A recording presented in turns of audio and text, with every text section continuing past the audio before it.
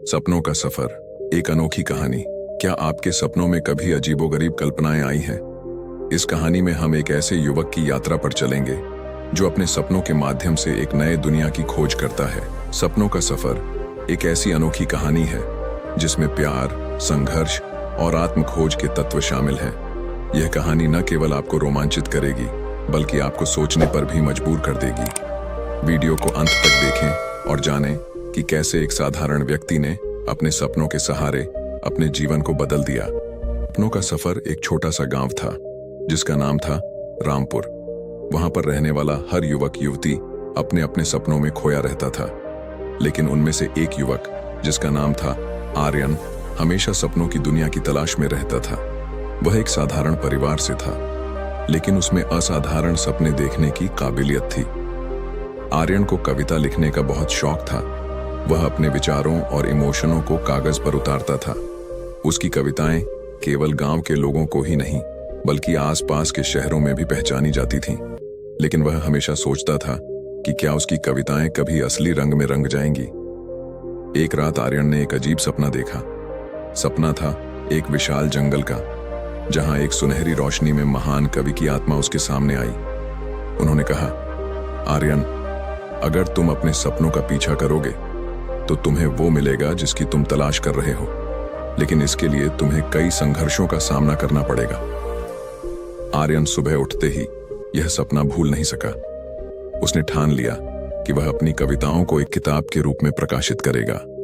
आर्यन ने अपने गांव के लोगों को अपनी कविताएं सुनाई, लेकिन उन्हें सुनकर किसी ने भी उसे गंभीरता से नहीं लिया।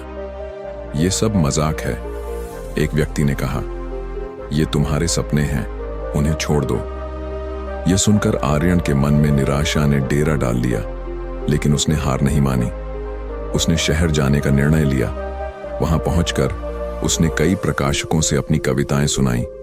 कई बार उसे असफलता का सामना करना पड़ा, लेकिन उसने कभी हिम्मत नहीं छोड़ी।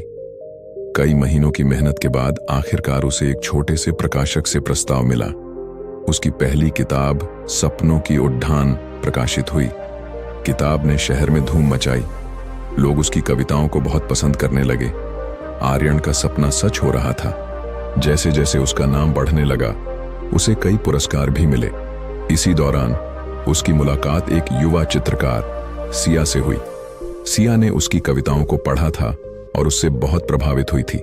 दोनों की दोस्ती जल्द ही प्यार में बदल गई, लेकिन प्यार के साथ साथ कई चुनौतियां भी थीं। आर्यन पर काम का दबाव बढ़ने लगा और सिया को अपनी कला के लिए संघर्ष करना पड़ा। दोनों के बीच दूरियां बढ़ने लगीं। आर्यन को समझ में आ गया कि वह अपनी सफलता के पीछे अपनी प्रेमिका को खो रहा है। एक दिन आर्यन ने जंगल में जाकर अपने सपनों के बारे में सोचा।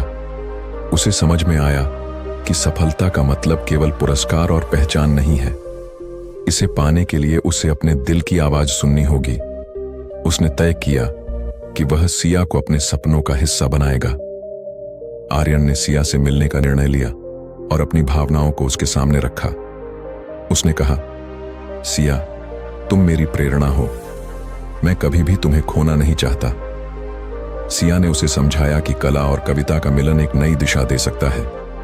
दोनों ने मिलकर एक नया प्रोजेक्ट शुरू किया। आर्यन ने अपनी कविताओं पर आधारित एक कला प्रदर्शनी का आयोजन किया।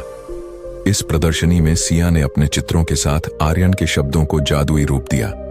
प्रदर्शनी ने एक बड़ी सफलता हासिल की। लोगों ने दोनों की क्रिएटिविटी की सराहना की और उनकी जोड़ी को एक नई पहचान मिली। आर्यन ने समझा कि सपने सिर्फ अकेले नहीं देखे जाते, बल्कि उन्हें अपने प्रियजनों के साथ बांटकर और भी खूबसूरत बनाया जा सकता है। कुछ वर्षों बाद आर्यन और सिया की सफलता ने उन्हें न केवल एक एकल पहचान दी, बल्कि एक साथ एक परिवार बनाने का भी मौका दिया। दोनों ने अपने सपनों को साकार किया और अब वे एक नई कहानी के रूप में समाज के सामने थे। सीख आर्यन ने सीखा कि असफलता एक हिस्सा है, लेकिन उस पर काबू पाकर ही सफलता मिलती है। सपनों का सफर कभी आसान नहीं होता, लेकिन जब आप अपने दिल की सुनते हैं और अपने प्रियजनों के साथ चलते हैं, तो हर कठिनाई का सामना किया जा सकता है।